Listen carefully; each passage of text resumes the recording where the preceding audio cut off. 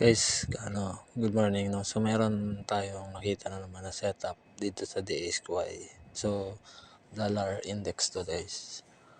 So ang pinoproject ko dito ay Head and Shoulders, and yes, nagkaroon lang ng market shake up kasi 'di ba nag-impose ng tariff si Trump. Then bullish 'yon for USD, pero eventually nagkaroon ng deal, siguro isang buwan na pause muna, tigil muna yung ganong implementation ng tariff. Pero sa ganong senaryo, urong sulong yan eh. So bumagsak si USD. Pero yung iba hindi naka-recover, no. So yung USD CAD is bumagsak. Kumbaga yung dollar bumagsak versus Canadian dollar, tapos yung gold naman versus dollar is umakyat yung gold. Pero dito sa nakikita nating setup, meron tayong Head and Shoulders na posible pang bumagsak si dollar, pero eventually magpo-push through siya to 110 or even 115 yung dollar index, no. So ito yung sa trading view,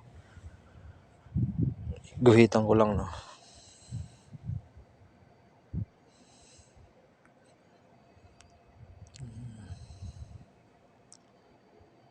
So pwedeng dyan mag-bounce dyan, or ito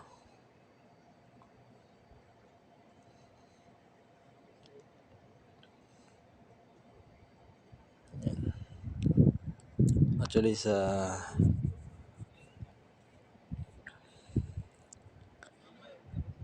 weekly medyo kitang kita siya. So pwedeng ang scenario niyan is tumagos dito, then 115, then bagsak ulit siya.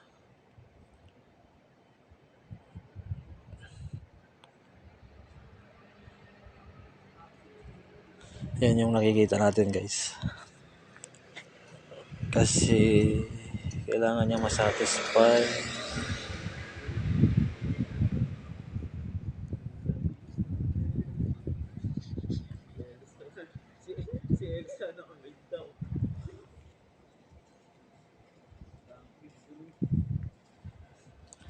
ayan.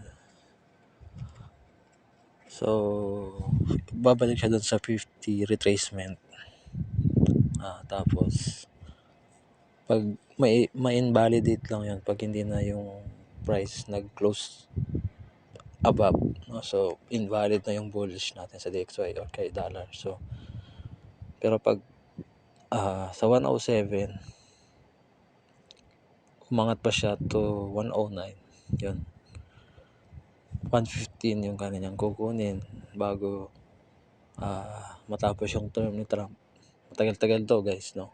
So talagang bullish talaga yung USD, and yun 115 to 112 to 115 yung ano natin on a weekly time frame. So yun lang, guys.